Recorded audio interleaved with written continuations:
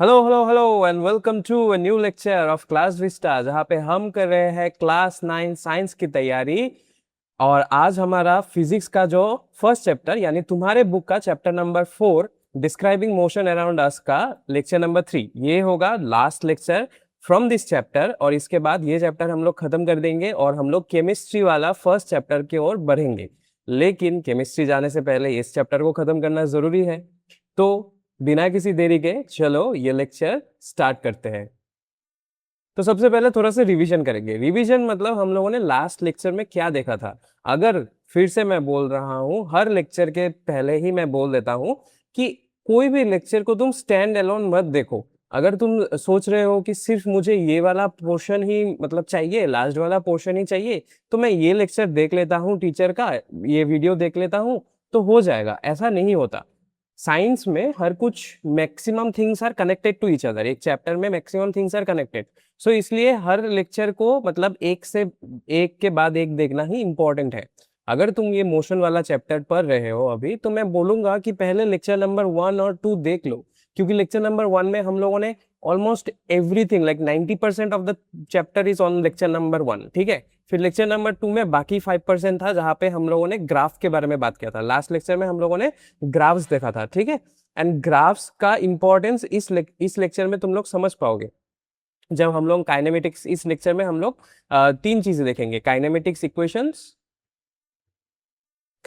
का इक्वेशंस देखेंगे, ठीक है। 2-3 न्यूमेरिकल्स देखेंगे, या एक भी देख सकते हैं, जितना न्यूमेरिकल्स मैं लाया हूं वो देखेंगे। फिर हम लोग मोशन इन अ प्लेन के बारे में थोड़ा सा जानेंगे, एंड इसके बाद चैप्टर ही खत्म है। यहाँ तक ही तुम लोगों का चैप्टर है, ठीक है। सो उसमें काइनेमेटिक्स इक्वेशन जब हम लोग देखेंगे वहां पे ग्राफ्स इंपॉर्टेंट है। अभी तुम लोगों को अगर ग्राफ समझ में ही नहीं आ रहा है, या तुम लोगों ने वो वाला पोर्शन स्किप करके डायरेक्टली यहाँ पे आ गए हो, सो ऑब्वियसली तुम लोगों को ये डिराइवेशंस, ये काइनेमेटिक इक्वेशंस कैसे आए हैं ये तुम लोगों को समझ में नहीं आएगा। सो इसलिए ग्राफ्स का जो है वो लेक्चर नंबर 2 है। लेक्चर नंबर 2 पहले तुम लोग देख लो, ठीक है। अगर तुम लोगों ने नहीं देखा है तो अभी इस वीडियो को पॉज कर लो, लेक्चर नंबर 2 देख लो। लेक्चर नंबर 2 को समझने के लिए तुम्हें लेक्चर नंबर 1 देखना है। तो मैं आशा करता हूँ कि अब तक तो तुम लोगों ने लेक्चर नंबर 1 एटलीस्ट देख ही लिया होगा, वहां तक तुम लोगों का कंप्लीट है, अंडरस्टैंडिंग है। सो लेक्चर नंबर 1 फिर लेक्चर नंबर 2, और जब ये दो हो जाए तभी हम लोग लेक्चर नंबर 3 स्टार्ट कर पाएंगे, क्योंकि अगर बेसिक्स ही कंप्लीट नहीं हुआ तो हम लोग इतना एडवांस लेवल तक कैसे ही पढ़ पाएंगे, ठीक है। सो अगर मैं जो जो जिन जिन बच्चों ने ये lecture number 1 and lecture number 2 complete कर लिया है, तुम लोगों का स्वागत है। आज हम लोग ये वाला 3 चीजें देखेंगे एंड करेंगे, बहुत मजा आएगा। सो बिना किसी देरी के फर्स्ट जो टॉपिक है आज का वो है काइनेमेटिक इक्वेशंस करेंगे। तो काइनेमेटिक इक्वेशंस होता क्या है, मैं पहले तुम लोगों को थोड़ा सा बता देता हूँ। Kinematic equations are basically motion को डिस्क्राइब करने के लिए कुछ इक्वेशंस है, जिससे हम लोग न्यूमेरिकल्स भी सॉल्व कर सकते हैं, जिसका अगर हम लोगों को इक्वेशन दिख जाए तो हम लोग कैसा मोशन हो रहा है वो भी हम लोग डिस्क्राइब कर सकते हैं। काइनेमेटिक्स का मतलब ही है कुछ चीज अगर मोशन में रहता है तो हम लोग, कोई चीज अगर मोशन अंडरगोइंग हो रहा है तो उसको हम लोग काइनेमेटिक्स बोलते हैं। तो इस ये मोशन के अंडर, इन ऑब्जेक्ट अंडरगोइंग मोशन, उसको डिस्क्राइब करने के लिए जो इक्वेशंस हम लोग यूज करते हैं वो ही काइनेमेटिक इक्वेशंस होता है, ठीक है। अभी काइनेमेटिक इक्वेशंस अगर तुम लोगों को मतलब तुम लोग जान पाओगे तो तुम लोग इजीली न्यूमेरिकल्स भी सॉल्व कर पाओगे, ठीक है। तो हम लोगों को 3 काइनेमेटिक इक्वेशंस है, 3 फंडामेंटल इक्वेशंस होता है, 3, ठीक है। सो एक एक करके हम लोग देखेंगे। सबसे पहला जो होगा वो कैसे आएगा, वो आएगा डेफिनेशन ऑफ एक्सेलरेशन से। डेफिनेशन ऑफ एक्सेलरेशन क्या बोल रहा है, एक्सेलरेशन का डेफिनेशन क्या था। फ्रॉम डेफिनेशन ऑफ एक्सेलरेशन,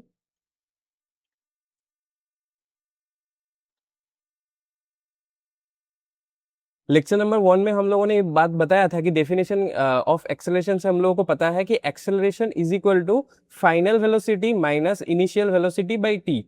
याद था, acceleration is equal to final velocity, final velocity को हम लोग v से दिखाते हैं, इनिशियल वेलोसिटी को हम लोग u से दिखाते हैं, एंड डिवाइडेड बाई जिस टाइम पीरियड में हो रहा है, जिस टाइम पीरियड में हम लोगों को चाहिए। अभी क्या करेंगे, अभी हम लोग थोड़ा सा क्रॉस मल्टीप्लाई कर देंगे, t को इधर लेके जाएंगे तो at आ गया, यहाँ पे क्या आ गया v माइनस यू आ गया, इस माइनस यू को भी इधर ले जाएंगे, so at plus U is equal to v। And इसको अगर मैं रीअरेंज करके लिखूं, इसको अगर मैं रीअरेंज करके ऐसे भी लिख सकता हूँ, v is equal to U plus at। This is our first equation of, मतलब first equation of kinematics.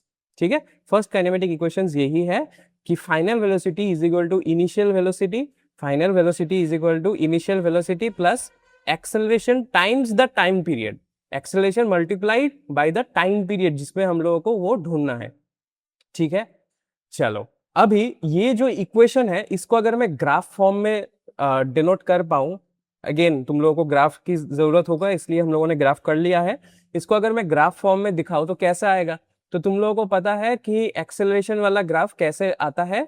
Suppose मान लो यहाँ पे मेरा ये जो ग्राफ है, यहाँ पे इस साइड में टाइम बढ़ रहा है एंड इस साइड में वेलोसिटी हो रहा है। ठीक है, velocity is going up side, ऊपर जा रहा है, वर्टिकल में, हॉरिजॉन्टल में टाइम है।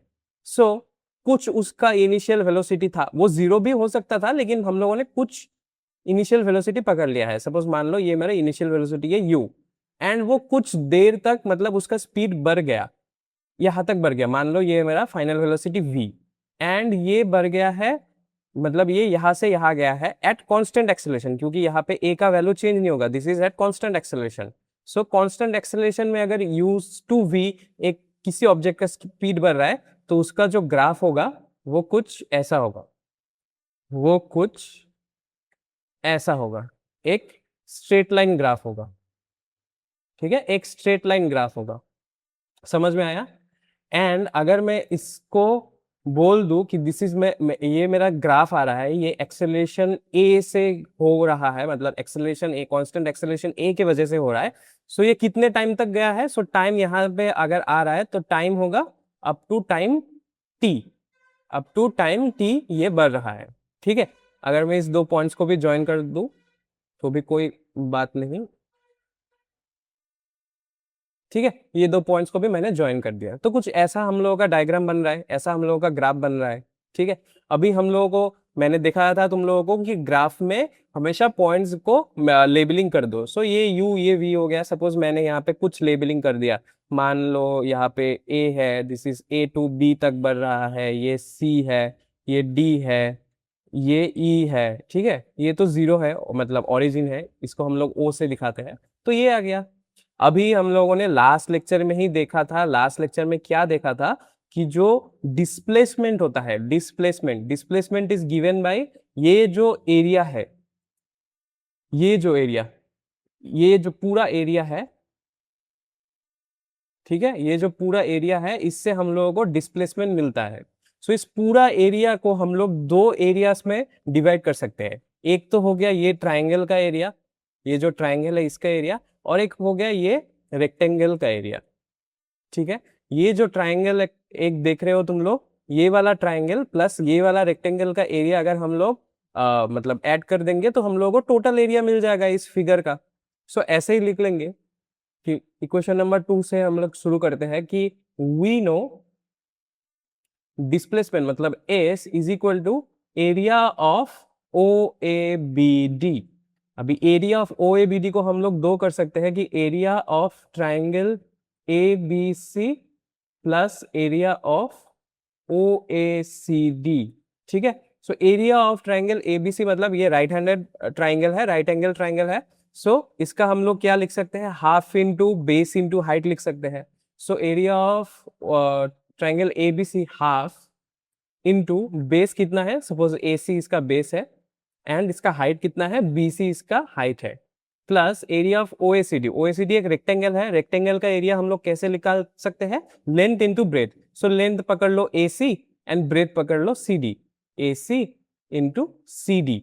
ठीक है, अभी हम लोगों को वैल्यूज पुट करना है, कैसे वैल्यूज पुट करेंगे देखो, हाफ, ठीक है, हाफ तो हाफ ही रहेगा, ए सी मतलब यहां से यहां, मतलब ये पॉइंट से ये पॉइंट, ये पॉइंट से ये पॉइंट और ये पॉइंट से ये पॉइंट सेम ही है। सो जीरो से लेके टी जा रहा है, मतलब टी हो गया, ए सी का वैल्यू हो गया टी इंटू बी सी, मतलब ये इतना दूर हम लोगों को चाहिए। अभी अगर टोटल है कितना, टोटल है v, हम लोगों को पता है दिस इज टोटल v। अब टोटल अगर v है और इतना तक u है, सो इतना तक कितना आएगा, v माइनस यू आ जाएगा। v से अगर हम लोग इस पोर्शन को माइनस कर देंगे, टोटल से अगर इस पोर्शन को माइनस कर देंगे तो हम लोग को ये वाला पोर्शन मिल जाएगा, ये वाला आधा वाला पोर्शन मिल जाएगा। सो हम इस आधे वाले पोर्शन को लिख सकते हैं v माइनस यू। सो ये t हो गया, ये हो गया v माइनस यू, प्लस फिर से ac हो गया t इंटू सी डी हो गया v माइनस u। ठीक है, तो हम लोग इसको थोड़ा सा कैलकुलेट करते हैं। ठीक है, क्या मैंने कुछ गलत लिखा है? सी डी, हाँ सी डी का मैंने गलत लिखा है। सी डी कितना होगा, sorry, C D is not equal to B C. C D मतलब सिर्फ इतना, इतना इज मतलब u। ठीक है, इतना is only u। So half into T.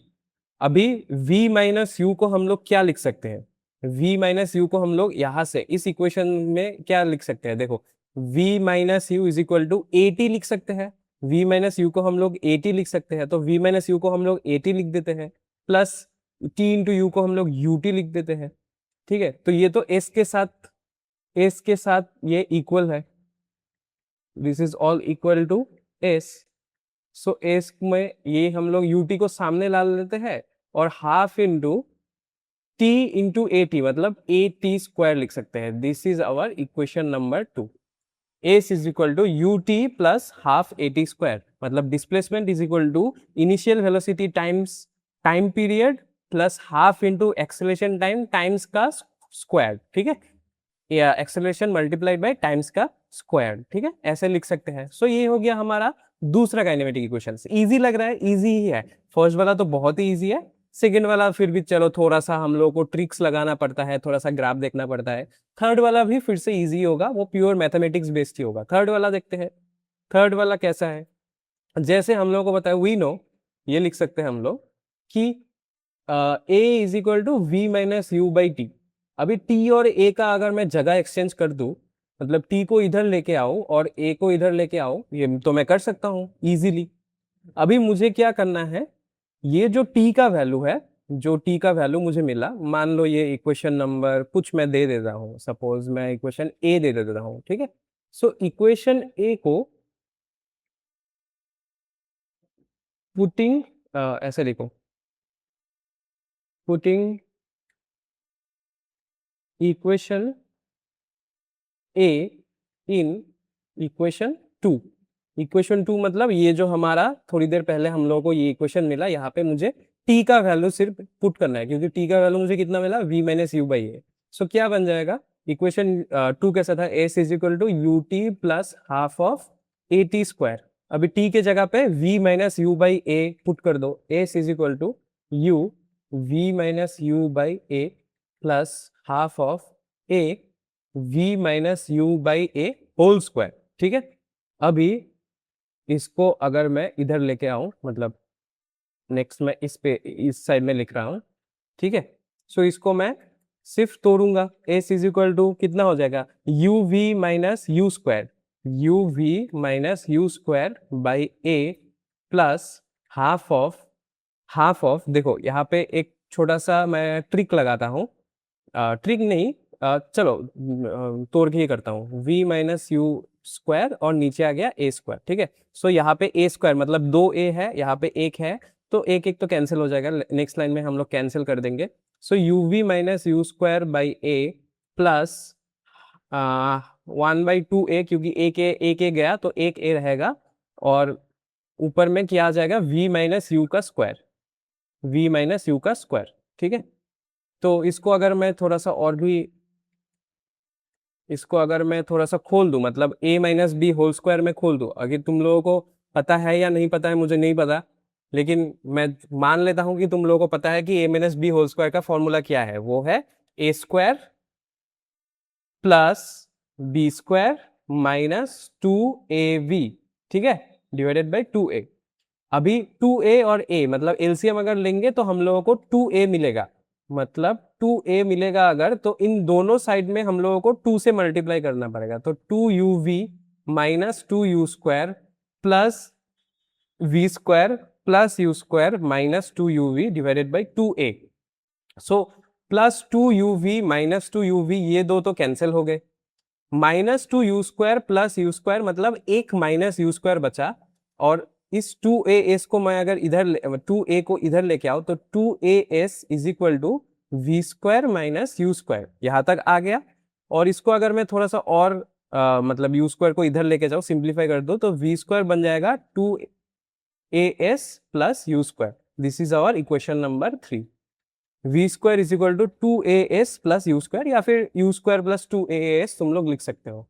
तो ये हो गया। थोड़ा सा मैथमेटिकली लोगों को थोड़ा सा प्रॉब्लम हो सकता है कि मैं इधर लेके आया उधर लेके आया, ये फॉर्मूला अप्लाई किया वो फॉर्मूला अप्लाई किया एलसीएम किया, लेकिन थोड़ा सा अगर तुम लोग अच्छे से देखोगे कौन से स्टेप में मैंने क्या किया है, it is very easy, very easily तुम लोग कर सकते हो। अगर एग्जाम में आ भी जाता है कि डिराइव करो, दिस आर कॉल्ड डिराइवेशंस, कि कैसे एक फॉर्मूला बनता है, अगर ऐसा डिराइवेशंस अगर आ भी जाता है तो भी तुम लोग बहुत इजीली कर पाओगे एक दो बार प्रैक्टिस करने से, ठीक है। It's not that much difficult, थोड़ा अच्छे से देख लेना। अगर तुम लोगों को मतलब लग रहा है कि तुम लोग नहीं कर पाए तो पीछे एक बार जाओ, मतलब ये थोड़ा वीडियो को पीछे लेके जाओ और फिर से देख लो, इजीली कर पाओगे। देन हम लोगों को टोटल 3 इक्वेशंस मिला। एक हो गया v is equal to U plus A T, एक हो गया S is equal to U T plus half of A T square, and third हो गया v square is equal to U square plus 2as। These are the 3 kinematic equations, these are the 3 kinematic equations, ठीक है।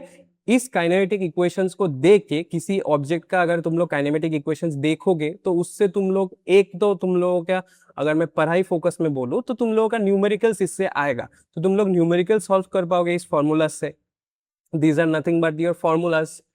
And इससे तुम लोग अगर एक object का तुम लोग काइनेमेटिक इक्वेशंस देख लोगे तो तुम बोल पाओगे कि वो कैसा टाइप का मोशन कर रहा है, क्या वो यूनिफॉर्म मोशन कर रहा है, क्या वो नॉन यूनिफॉर्म मोशन कर रहा है, क्या वो मोशन इन 1 डायमेंशन कर रहा है, मोशन इन 2 डायमेंशन कर रहा है। मोशन इन 2 डायमेंशन में फिर भी चलो और भी इक्वेशंस है और भी बहुत कुछ है, लेकिन मोशन इन स्ट्रेट लाइन में यही सब इक्वेशंस है, या फिर 1 डायमेंशन में यही सब है। मोशन इन 2 डायमेंशन हम लोग थोड़ा सा इस लेक्चर के लास्ट में पढ़ेंगे, ठीक है। चलो अभी थोड़ा सा न्यूमेरिकल्स करते हैं।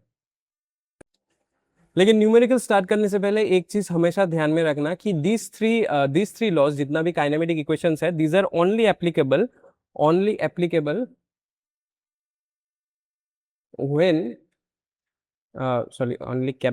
ओनली एप्लीकेबल व्हेन एक्सेलरेशन मतलब ए इज कांस्टेंट। एक्सेलरेशन अगर कांस्टेंट नहीं है तो चेंज हो जाएगा, तब हम लोग वो 2 डायमेंशनल में चला जाएगा, ठीक है, 2 डायमेंशनल इक्वेशंस में चला जाएगा। अभी के लिए तुम लोग को जितना भी, अगर तुम लोगों का बाई चांस न्यूमेरिकल्स आता भी है, अगर ये नहीं भी लिखा है कि एक्सेलरेशन कांस्टेंट है या नहीं है, तुम लोग ये पकड़ के चलना कि एक्सेलरेशन कांस्टेंट है और तुम लोग इजीली ये फॉर्मूलाज अप्लाई कर लेना, ठीक है। क्योंकि तुम लोगों का अभी एक्सेलरेशन कांस्टेंट नहीं है वाला न्यूमेरिकल्स अभी भी तुम लोगों के बुक में नहीं है, तुम लोगों के स्कोप ऑफ स्टडी से वो बाहर है, ठीक है, तो डोंट वरी अबाउट इट। चलो न्यूमेरिकल्स देखते हैं। एग्जाम्पल न्यूमेरिकल्स है कि सपोज एक car is moving on a highway and brakes are applied, ठीक है, चल रहा था, ब्रेक मारा है, which causes an acceleration of -4 metre पर सेकेंड स्क्वायर। -4 मीटर पर सेकेंड स्क्वायर, जैसे कि मैंने बोला था फर्स्ट लेक्चर में भी, अगर नेगेटिव में है मतलब डायरेक्शन ऑपोजिट है, नेगेटिव में है मतलब डायरेक्शन ऑपोजिट है। सपोज मान लो कि कार जो है वो इस तरफ चल रहा था, तो अगर ब्रेक लगा है तो एक्सेलरेशन इस तरफ हुआ है, अगर कार इस तरफ चल रहा था तो एक्सेलरेशन इस तरफ हो रहा है, ठीक है। How much will be the distance travelled by the car before coming to a stop, मतलब फाइनल वेलोसिटी क्या हो गया, कमिंग टू अ स्टॉप। इससे समझना पड़ेगा तुम लोगों को, फाइनल वेलोसिटी 0 हो जाएगा क्योंकि वो बंद हो जाएगा ना। If the car was moving with a velocity of this and this, मतलब 2 इंस्टेंसेस दिया हुआ है। पहला इंस्टेंस के बारे में अगर मैं सोचूं तो पहला इंस्टेंस में क्या है, अच्छा पहले इंस्टेंस के बारे में सोचने से पहले मैं गिवन क्या क्या है वो वाला लिख लेता हूँ। गिवन क्या क्या है, एक्सेलरेशन है मेरे पास -4 मीटर पर सेकेंड स्क्वायर, ठीक है, एंड मेरा जो फाइनल वेलोसिटी होगा वो 0 मीटर पर सेकेंड होगा। क्यों? क्योंकि कमिंग टू अ स्टॉप, ये तो बंद हो गया, ठीक है, कुछ भी वेलोसिटी में चल रहा हो लेकिन फाइनली तो वो बंद ही हो रहा है ना, क्योंकि हम लोग ब्रेक्स मार रहे हैं। अभी बोला है कि 2 अलग अलग इनिशियल वेलोसिटी दिया है। पहला इनिशियल वेलोसिटी कितना दिया है, 54 किलोमीटर पर आवर। तो हम लोगों को तो पहले चेंज करना पड़ेगा, मैंने बोला था 54 किलोमीटर पर आवर से हम लोगों को मीटर पर सेकेंड में लाना है, तो क्या करेंगे, 54 इंटू किलोमीटर से मीटर मतलब 1000 से हम लोग को मल्टीप्लाई करना पड़ेगा, एंड आवर से सेकेंड मतलब 60 इंटू 60 से मल्टीप्लाई करना पड़ेगा, ठीक है। तो यहाँ पे तुम लोग कैलकुलेशन करके देखना, ये आ जाएगा 15 मीटर पर सेकेंड आ गया, ठीक है, 15 मीटर पर सेकेंड आ गया। सिमिलरली ये वाला भी हम लोग करेंगे जब वो वाला करेंगे, ठीक है। तो u हो गया हम लोगों का 50 मीटर पर सेकेंड। अभी हम लोगों को चाहिए क्या, how much will be the distance travelled. अभी हम लोगों को चाहिए s, ठीक है, s। अभी s का तुम लोग देख सकते हो कि 2 फॉर्मूलाज है, एक है S is equal to U T plus half of A T square. तो इनिशियल इसमें क्या क्या चाहिए, सपोज अगर मैं सेकेंड वाला इक्वेशन यूज करूँ, अगर मैं ये वाला इक्वेशन यूज करूँ तो मुझे क्या क्या चाहिए, इनिशियल वेलोसिटी चाहिए जो कि मेरे पास है, टाइम पीरियड चाहिए जो कि मेरे पास नहीं है, एक्सेलरेशन चाहिए जो कि मेरे पास है, फिर से टाइम पीरियड चाहिए जो कि मेरे पास नहीं है। तो मैं अभी के लिए ये वाला इक्वेशन नहीं यूज कर रहा हूँ, देखते हैं कि और कोई इक्वेशन है क्या। तो इस इक्वेशन में भी एस है, तो इस इक्वेशन में क्या क्या चाहिए, फाइनल वेलोसिटी जो कि मेरे पास है, इनिशियल वेलोसिटी जो कि मेरे पास है, टू तो चलो कांस्टेंट, एक्सेलरेशन जो कि मेरे पास है। तो हम लोग इजीली थर्ड इक्वेशन यूज कर सकते हैं। ऐसे करके तुम लोग कौन सा इक्वेशन यूज करना है तुम लोग ऐसे डिसाइड कर सकते हो, ठीक है। सो मैं थर्ड वाला इक्वेशन यूज करूंगा। थर्ड वाला इक्वेशन अगर मैं यूज करूं तो क्या यूज करूंगा, यूजिंग थर्ड काइनेमेटिक इक्वेशन मुझे क्या मिलेगा कि V square is equal to U square plus two A S. अभी जिसका जिसका तुम लोगों को वैल्यू पता है उसका उसको पुट कर दो। वी का तुम लोगों को पता है 0 है, तो 0 का स्क्वायर तो 0 ही होगा। यू कितना आ गया 15, 15 का स्क्वायर होगा प्लस 2 इंटू ए कितना है -4, तो -4 इंटू एस जो तुम लोगों को नहीं पता है। तो 15 स्क्वायर इज 225, ठीक है, 15 स्क्वायर इज 225। तो यहाँ पे पुट कर दो 0 इज इक्वल टू 225 प्लस 4 टू जा, मतलब यहाँ पे प्लस नहीं होगा, डायरेक्टली मैं माइनस लिख देता हूँ क्योंकि -4 है, तो -8s। तो इस 225 को इधर लेके जा सकते हो तुम, तो -225 will be equal to -8s, therefore s will be equal to -225 divided by -8, क्योंकि 8 को यहाँ पे मल्टीप्लाई था तो नीचे चला गया तो डिवाइड हो जाएगा। डिवाइडेड बाई 8 करोगे तो 28.12 आ जाएगा, 28.12। इसका यूनिट क्या आएगा, मीटर, क्योंकि डिस्प्लेसमेंट लिख रहे हैं, सो मीटर में कन्वर्ट कर लिया था तो मीटर आ गया, ठीक है। ये हो गया तुम लोगों का फर्स्ट वाला, जो जहाँ पे 54 किलोमीटर पर आवर है उसका तुम लोगों का ये हो गया, क्या बोलते हैं इसका, तुम लोगों का निकाल लिया तुम लोगों ने कि कितना डिस्प्लेसमेंट हुआ। अभी नेक्स्ट वाला देखते हैं, कितना था 108 किलोमीटर पर आवर था, ठीक है। किसका वैल्यू था, ये यू का वैल्यू था। तो यू अगर मेरे पास है 108 kilometre per hour, sorry per hour, kilometre per hour, यहाँ पे -1 पावर में नहीं जाएगा क्योंकि मैंने स्लैश में लिखा है, ठीक है। किलोमीटर पर आवर को तो हम लोग दो साइड में लिख सकते हैं, ऐसे भी लिख सकते हैं, ऐसे भी लिख सकते हैं, h-1 भी लिख सकते हैं, so don't worry about it. But लेकिन दोनों एक साथ मत लिख लेना, मैंने यहाँ पे थोड़ा सा गलती कर दिया था, चलो कोई बात नहीं। 108 इंटू 1000 डिवाइडेड बाई 60 इंटू 60, ठीक है, या फिर 3600 डायरेक्ट लिख सकते हो। इसको तुम लोग अगर कैलकुलेट करोगे ये आ जाएगा 30 मीटर पर सेकेंड, ठीक है, 30 मीटर पर सेकेंड। फिर से हम लोग इक्वेशन 3 में पुट करेंगे, so V square is equal to U square plus 2as। v हो गया 0 क्योंकि v का वैल्यू है 0, वी स्क्वायर का वैल्यू भी हो गया 0। u हो गया 30 का स्क्वायर प्लस 2 इंटू -4s। 30 का square is 900, so you 0 is equal to 900 -8s, ठीक है। फिर से हम लोग इसको इधर लेके जाएंगे, सो क्या आ जाएगा, -900 is equal to -8s। Therefore S का वैल्यू कितना आ जाएगा, -900 डिवाइडेड बाय -8, माइनस से माइनस कैंसिल, 900 से 8 जगह डिवाइड करोगे तो 112.5 मीटर आ जाएगा, 112.5 ऐसा अप्रोक्सीमेटली इतना आ जाएगा, ठीक है।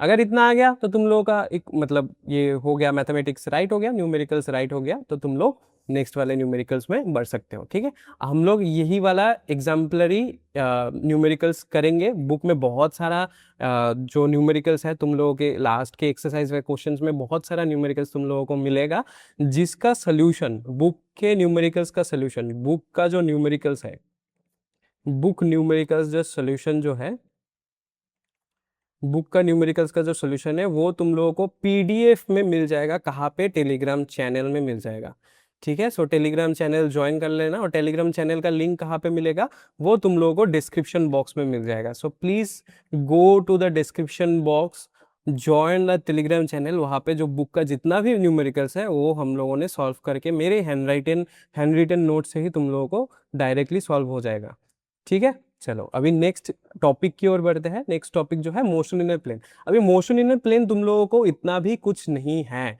मतलब motion in a plane actually तुम लोगों को क्लास 11 में जाके पढ़ना है। Motion in a plane class 11 का एक बहुत ही मेजर टॉपिक है। काइनेमेटिक्स एक टॉपिक जो होता है, उसमें मोशन इन ए प्लेन एक बहुत ही बड़ा चैप्टर होता है, बहुत सारा डिटेल्स में तुम लोग पढ़ोगे। अभी क्लास 9 के फोकस में उतना भी मोशन इन ए प्लेन मतलब उतना भी डेप्थ में नहीं है, सिर्फ कुछ एग्जाम्पल्स है, जो एग्जाम्पल्स हम लोग देखेंगे क्या है। जैसे कि व्हीकल ओवरटेकिंग अनदर, ठीक है, एक व्हीकल ऐसे सपोज जा रहा है, तुम्हारा गाड़ी ऐसे सपोज जा रहा था, तुमने देखा कि खाली रास्ता है, तो तुम लोग यहाँ से यहाँ तक चले गए, उसको ओवरटेक करके चले गए। So this is an example of motion in a plane. Path of a kicked ball, suppose एक बॉल को तुमने मतलब ऐसे पैर से मारा है, तो वो कैसा जाएगा, ऐसे करके जाके ऐसे गिरेगा। मैंने बोला था पैराबोलिक पाथ में जाएगा, मैंने फर्स्ट लेक्चर में ही थोड़ा डिस्क्राइब किया था, ठीक है। फिर satellite moving in a circular path, जैसे कि हम लोगों के अर्थ है, सपोज दिस इज अवर अर्थ, ठीक है, इसमें बाहर कुछ सैटेलाइट्स होते हैं जो कि ऐसा ऐसा ऐसा करके अर्थ के चारों ओर घूमते रहते हैं। So this is also an example of motion in a plane, या फिर इसको हम लोग और भी एक नाम से जानते हैं, मोशन इन 2 डायमेंशन, ठीक है। Motion in a straight line को मैंने बोला था motion in 1 dimension, motion in a plane हो गया मोशन इन 2 डायमेंशन, ठीक है।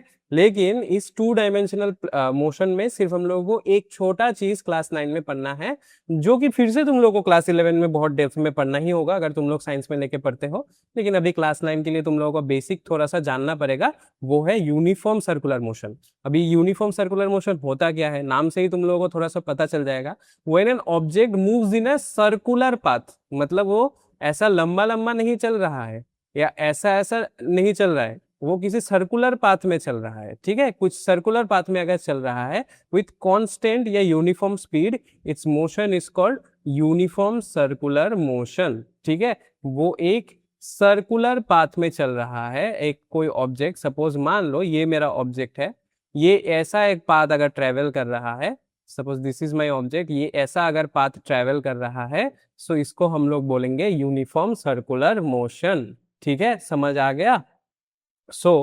क्या क्या बोला है इसमें, कांस्टेंट यूनिफॉर्म स्पीड होना पड़ेगा। तो स्पीड को हम लोग या फिर एवरेज स्पीड को हम लोग कैसे निकालेंगे, इस कांस्टेंट यूनिफॉर्म जो स्पीड होता है, जो एवरेज स्पीड होता है, वो कैसे निकालेंगे। हम लोगों को पता है speed is equal to suppose average speed को हम लोग VAV से डिनोट करते हैं। तो VAV को हम लोग कैसे डिनोट कर सकते हैं, speed is equal to distance by time, distance by time. अभी डिस्टेंस और टाइम को मामले में हम लोग मतलब सर्कल के मामले में कैसे दिखेंगे, सपोज मान लो ये तुम्हारा ऑब्जेक्ट है या फिर तुम हो, तुम साइकिल से या फिर पैदल ही ऐसा ऐसा करके राउंड राउंड चक्कर मार रहे हो। तो मान लो तुमने शुरू किया है इस पोजीशन से, this is your starting position, this is your starting position, and starting position से शुरू करके तुमने ये जो पूरा सर्कुलर पाथ है वो फॉलो करके इधर तक आ गए। तो तुमने कितना डिस्टेंस कवर किया है, तुमने कितना डिस्टेंस कवर किया है, बोल सकते हो this is equal to the circumference of a circle, this is equal to the circumference of a circle, right. ये जो पूरा डिस्टेंस है, तो सर्कमफेरेंस ऑफ अ सर्कल कितना होता है, वो होता है 2πr। r मतलब रेडियस, जो सपोज मिडिल पॉइंट से जो तुम्हारा रेडियस होता है, दिस इज कॉल्ड r।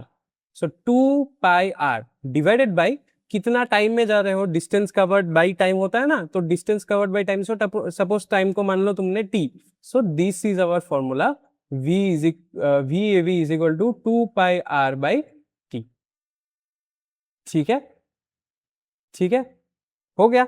लेकिन यहाँ पे एक कॉन्सेप्ट तुम लोगों को याद रखना पड़ेगा, जैसे कि मैंने स्पीड एंड डिस्प्लेसमेंट के बारे में, मतलब स्पीड एंड वेलोसिटी के, स्पीड और वेलोसिटी हम लोगों ने सीखा था, ठीक है। तो स्पीड में सीखा था total distance covered by total time taken. तो एक वेलोसिटी भी तो होता है, वेलोसिटी क्या होता है, total displacement by total time taken. अभी अगर मैं डिस्प्लेसमेंट के बारे में बात करूं, डिस्प्लेसमेंट क्या होता है, जो इनिशियली पोजीशन, जो final position minus our initial position, right. So मान लो तुमने यहां से शुरू किया है एंड तुम घूम के यहां तक ही आ गए, तो तुम्हारा डिस्प्लेसमेंट कितना हो गया, डिस्प्लेसमेंट एस हो जाएगा 0, क्योंकि तुमने तो कुछ मूवमेंट ही नहीं किया। मतलब अकॉर्डिंग टू डिस्प्लेसमेंट का डेफिनेशन, तो तुमने तो मूवमेंट ही नहीं किया, जहां से शुरू हुआ था वहां पे ही तुमने खत्म किया, तो तुमने तो मूव ही नहीं किया। डिस्प्लेसमेंट में तो बोल दिया कि तुम लोगों ने मूव ही नहीं किया। लेकिन एक्चुअली में तो तुमने मूव किया है, तुमने पूरा ये 2 पाई r ट्रेवल किया है, लेकिन वो तो हो गया डिस्टेंस, डिस्प्लेसमेंट कितना हो गया, 0। तो हम लोग वेलोसिटी को नहीं पकड़ते हैं यूनिफॉर्म सर्कुलर मोशन में, वेलोसिटी को नहीं पकड़ते हैं, लेकिन किसको पकड़ते हैं, स्पीड को पकड़ते हैं, क्योंकि वेलोसिटी पकड़ेंगे तो डिस्प्लेसमेंट 0 हो जाएगा, तो वेलोसिटी भी 0 हो जाएगा। समझ में आ गया, समझ में आ गया। लेकिन लेकिन लेकिन यहाँ पे कॉन्सेप्ट खत्म नहीं होता, कॉन्सेप्ट और एक भी है कि ये जो यूनिफॉर्म सर्कुलर मोशन होता है उसमें एक्सेलरेशन होता है, एक्सेलरेशन होता है। तुम लोग भी कंफ्यूज्ड, मैं भी कंफ्यूज्ड, क्यों क्यों होता है एक्सेलरेशन? क्योंकि हम लोगों को तो सिंपल सा भाषा में पता है कि एक्सेलरेशन होता है वेलोसिटी मतलब initial minus final velocity minus initial velocity by time. अगर सर आपने बोल दिया है कि वेलोसिटी नहीं रहेगा, वेलोसिटी 0 हो जाएगा क्योंकि डिस्प्लेसमेंट ही नहीं है, तो दोनों अगर 0 हो जाएंगे तो एक्सेलरेशन भी तो 0 ही होना चाहिए, एक्सेलरेशन भी तो 0 होना चाहिए, ऐसा ही तो तुम लोगों को समझना है। लेकिन यूनिफॉर्म सर्कुलर मोशन में ये वाला लॉजिक काम नहीं करता। क्यों काम नहीं करता? क्योंकि एक चीज समझो, सपोज मैं कुछ सर्कुलर पाथ में घूम रहा हूं, सपोज मेरा सर्कुलर पाथ प्रॉपरली सर्कुलर भी नहीं है, प्रॉपरली सर्कुलर भी नहीं है, मान लो वो कुछ बॉक्स है, ऐसा बॉक्स टाइप का है, ठीक है। सो मैंने शुरू किया है इस बॉक्स के किसी एक जगह से, सपोज मैंने शुरू किया है इस कोने से, मान लो। सो मैं कुछ देर तक स्ट्रेट लाइन में दौड़ूंगा, फिर मेरा क्या हो जाएगा, डायरेक्शन चेंज हो जाएगा, फिर मैं यहां तक दौड़ूंगा, फिर मेरा डायरेक्शन चेंज होगा, फिर मैं यहां तक दौड़ूंगा, फिर मेरा डायरेक्शन चेंज होगा, फिर मैं यहां तक दौड़ूंगा। इस बॉक्स में जब मैं हूं तब मुझे कितना बार चेंज करना पड़ा, मुझे टोटल 4 बार चेंज करना पड़ा। ठीक है ठीक है ठीक है ठीक है। मान लो कि मैं अगर कुछ एक ऑक्टागोन शेप में हूं, ठीक है, ऐसा ऑक्टागोन एक शेप के सर्कुलर मतलब एक ऑक्टागोन शेप के क्लोज्ड पाथ में हूं, तो मैं सपोज मान लो यहां से शुरू कर रहा हूं, फिर एक बार यहाँ पे डायरेक्शन चेंज, फिर दूसरा यहाँ पे डायरेक्शन चेंज, फिर तीसरा यहाँ पे, चौथा यहाँ पे, पांचवा यहाँ पे, छठा यहाँ पे, 6 बार मुझे डायरेक्शन चेंज करना पड़ेगा उसी जगह पे आने के लिए। ऐसे करते करते जब मैं साइड बढ़ाता जाऊंगा, मतलब मेरा इनफाइनाइट साइड हो जाएगा, मतलब मेरा एक सर्कल के आसपास के फिगर में अगर मैं आ गया तो मुझे कितना बार डायरेक्शन चेंज करना पड़ेगा, बहुत बार डायरेक्शन चेंज करना पड़ेगा, कंटिन्यूअसली मेरा डायरेक्शन चेंज होता रहेगा। अगर डायरेक्शन चेंज हो रहा है मतलब मेरा एक्सेलरेशन हो रहा है। यही बात लिखा है कि यूनिफॉर्म सर्कुलर मोशन में the motion of an object is accelerated because the direction of its velocity continuously changes. थोड़ा सा तुम लोगों को कंफ्यूजिंग लगेगा, लेकिन याद रखना एक्सेलरेशन तभी नॉन जीरो होता है, acceleration is not equal to zero if velocity change हो रहा है, मतलब velocity not equal to zero, और direction is not equal to zero, मतलब डायरेक्शन इज चेंजिंग। ठीक है ठीक है। एक्सेलरेशन एक्सेलरेशन जीरो तब ही नहीं होगा जब वेलोसिटी, आइदर वेलोसिटी भी जीरो नहीं है, वेलोसिटी भी चेंज हो रहा है, या फिर डायरेक्शन चेंज हो रहा है। तो यहाँ पे वेलोसिटी तो जीरो है, ये तो हम लोगों को पता है कि यूनिफॉर्म सर्कुलर मोशन में वेलोसिटी जीरो है, लेकिन क्या हो रहा है, डायरेक्शन चेंज हो रहा है, इसीलिए एक्सेलरेशन जीरो नहीं है, acceleration is non zero value. ठीक है, समझ में आ गया। ये एक इंपॉर्टेंट क्वेश्चन तुम लोगों को बन सकता है कि why in uniform circular motion the object is said to be accelerated। ठीक है, the motion of the object is accelerated क्यों होता है, यहाँ पे मैंने इस लाइन में इसका आंसर भी दे दिया है। ठीक है, सो याद रखना ये जो चैप्टर है इसका अगर तुम एक्सरसाइज वाला क्वेश्चंस देखोगे तो वो maximum of them are numericals, like maximum नहीं, like 99% of it are numericals. तो यहाँ से जो थियोरिटिकल क्वेश्चंस आएगा वो भीतर भीतर से जो एक एक लाइन मैंने यहाँ पे स्लाइड्स में लिखाया है वो इम्पोर्टेंट है, जो जो इम्पोर्टेंट पॉइंट्स है वही मैंने स्लाइड्स में इंक्लूड किया है, जो जो मैंने लेक्चर्स में बोला है वही इंपॉर्टेंट पॉइंट्स है, उससे ही थियोरिटिकल क्वेश्चंस तुम लोगों के एग्जाम में आएगा। सो बी प्रिपेयर्ड फॉर इट। सिर्फ बुक का क्वेश्चन पढ़ के जाओगे तो एग्जाम में उतना अच्छा मार्क्स कैरी नहीं कर पाओगे। ठीक है, चलो इसी के साथ ये लेक्चर हो जाता है खत्म। Thank you all for joining in this lecture. मैं आशा करता हूँ कि तुम लोगों को ये लेक्चर बहुत ही पसंद आया हो, एंड लेक्चर 1-2 भी तुम लोगों को बहुत पसंद आया, और तुम लोगों का मोशन का जो चैप्टर है वो बहुत ही आसानी के तरीके से तुम लोगों को याद आ गया, समझ आ गया, और तुम लोग अच्छा मार्क्स कैरी कर पाओगे अपने एग्जाम्स में। ठीक है, so thank you all for joining. अगर ये वीडियो अच्छा लगा हो तो लाइक कर देना, शेयर कर देना अपने फ्रेंड्स के साथ, और सब्सक्राइब कर देना। ठीक है। लेकिन इसके साथ साथ मुझे दो चीजें और भी दो चीजों के बारे में और बात करना है। पहला चीज, अगर तुम लोगों को जो एक्सरसाइज का क्वेश्चन है उसका सॉल्यूशंस तो तुम लोगों को मैंने बोल ही दिया है कहाँ पे मिलेगा। एक्सरसाइज का सॉल्यूशंस तुम लोगों को मिल जाएगा टेलीग्राम चैनल में, पीडीएफ के हिसाब से तुम लोगों को मिल जाएगा टेलीग्राम चैनल में। एंड टेलीग्राम चैनल का लिंक कहाँ मिल जाएगा, वो मिल जाएगा तुम लोगों को डिस्क्रिप्शन में। ठीक है, डिस्क्रिप्शन बॉक्स में उसका लिंक मिल जाएगा, प्लीज ज्वाइन इट। एंड वहां पे तुम लोगों को सॉल्यूशंस तो मिल ही जाएगा। लेकिन कभी कभार ऐसा होता है कि सॉल्यूशन सिर्फ देखने से समझ नहीं आ सकता है। तो अगर तुम लोगों को एक्सरसाइज का क्वेश्चंस का सॉल्यूशन का वीडियो, सिर्फ जहाँ पे मैं सॉल्यूशंस करा रहा हूँ इस वीडियो, जो जो डिफिकल्ट क्वेश्चंस है उसका अगर तुम लोगों को चाहिए, सो यहाँ से ही मेरा सेकेंड पॉइंट शुरू होता है कि कमेंट कर देना। अगर तुम लोगों को क्वेश्चंस का सलूशन चाहिए वो कमेंट कर देना, अगर नहीं चाहिए सिर्फ वीडियो अच्छा लगा है, समझ में आ गया है तुम लोगों को, वो भी कमेंट करके बता देना। अगर नहीं समझ में आ रहा है, कहाँ पे तुम लोगों का प्रॉब्लम हो रहा है, वो भी मुझे कमेंट करके बता देना, ताकि मैं भी इम्प्रूव कर पाऊँ और तुम लोगों का भी कंफ्यूजन दूर हो पाए। अगर ऐसा हो सकता है कि मैं वो तुम लोगों को कमेंट सेक्शन में ही समझा सकता हूँ, तो मैं कमेंट में बात मतलब बोल के समझा दूंगा, क्योंकि अभी तो यूट्यूब में ये भी फीचर आ गया है कि मैं वॉइस रिकॉर्ड करके भी बोल सकता हूँ। So please comment on it so that I know that तुम लोगों को समझ आ रहा है या नहीं आ रहा है। ठीक है, सो कमेंट कर देना।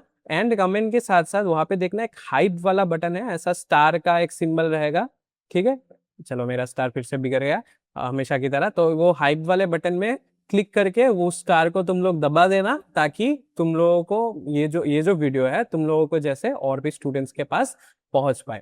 So thank you all for joining in this lecture session. मैं आशा करता हूँ तुम लोग अच्छे से पढ़ाई कर रहे हो, अच्छे से समझ पा रहे हो। जो एक्सरसाइज क्वेश्चन है फिर से एक बार मैं बोल रहा हूँ कि वो पीडीएफ से तुम लोग सोल्यूशन निकाल सकते हो, लेकिन मैं बोलूंगा एक बार ट्राई कर लेना, फिर सॉल्यूशन देखना, और फिर अगर समझ नहीं आया तो कमेंट करके बता देना, मैं वीडियो भी डाल दूंगा। ठीक है, सो अच्छे से पढ़ाई करते रहो। मैं मिलूंगा तुम लोगों से नेक्स्ट वीडियो में, जहां पे हम लोग शुरू करेंगे केमिस्ट्री का एक चैप्टर। एक बायोलॉजी का हो गया, एक फिजिक्स का हो गया, अभी हम लोग केमिस्ट्री का एक चैप्टर शुरू करेंगे। तब तक के लिए मन लगा के पढ़ाई करते रहो। मैं मिलता हूँ तुम लोगों से नेक्स्ट वीडियो में। Bye bye.